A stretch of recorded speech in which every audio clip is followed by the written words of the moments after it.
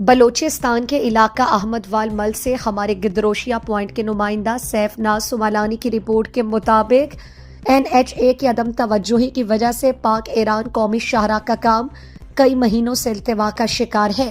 کام میں تاخیر کی وجہ سے قومی شاہراہ ٹوٹ پھوٹ کا شکار ہونے لگا۔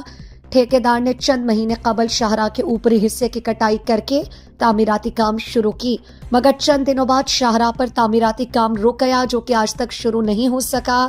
شاہراہ کے اوپری حصے کی کٹائی کی وجہ سے مذکورہ ایریاز میں شاہراہ پر بڑے بڑے کھڈے بنتے جا رہے ہیں، جس کی وجہ سے شاہراہ پر گاڑیوں کا چلنا اب محال ہو گیا ہے۔ خاص کر مسافر گاڑیوں اور ہیوی گاڑیوں کے لیے سفر کرنا کسی عذاب سے کم نہیں۔